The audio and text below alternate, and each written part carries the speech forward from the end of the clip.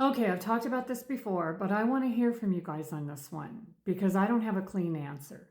How do you know your own garden produce is actually safe? Like, how do you know the soil isn't contaminated?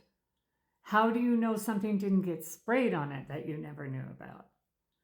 And yes, before anyone says it, I know nothing's foolproof anymore. Nothing's guaranteed, certainly not our store food.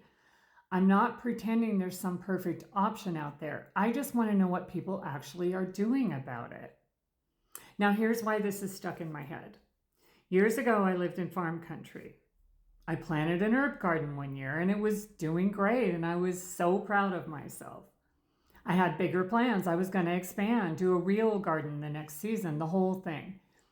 And then one night, around 2 or 3 in the morning, I was awoken by a small plane flying really low over my house. And it didn't just pass over, it went back and forth for over an hour or two. I had no idea what was happening. I found out later it was mosquito spraying.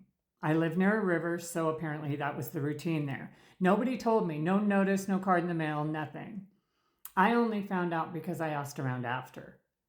And that was it for my herbs. I couldn't trust them. And honestly, I pretty much knew. The spray, a wide area, low, at night, on purpose. My garden was under it.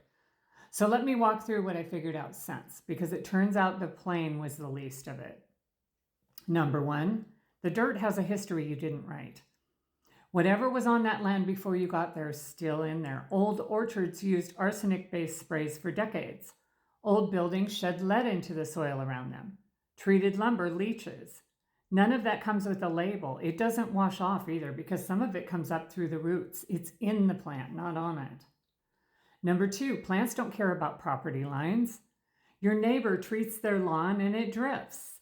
The county sprays the ditch and the fence line along the road and it drifts. Water runs downhill and doesn't check whose tomatoes it's going through on the way. Your fence means something to you. It means nothing to a breeze. Number three, the air isn't yours, and that's my plane. That's the part I couldn't get over.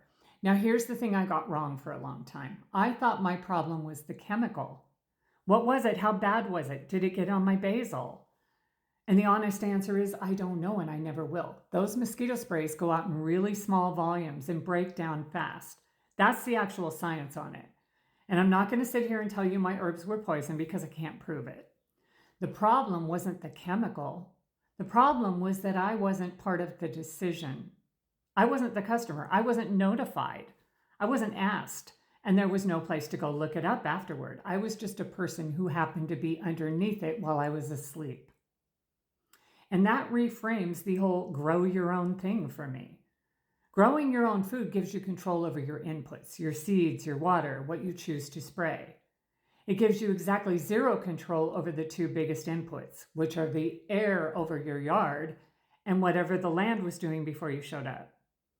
Those get decided by counties, abatement districts, state AG departments, and some guy who farmed your lot in 1962. You're not off the grid out there. You're just standing on a different part of it. So, practical stuff, because I'm not trying to scare anybody out of gardening. Call your county or your local mosquito abatement district and ask to be put on the spray notification list. Most of them have one. Almost nobody knows it exists because they don't advertise it. Get a soil test through your state extension office. It's usually $20 to $40, and it's the single most useful thing you can do before you plant anything. And go ask the neighbor who's been there 30 years what used to be on your property.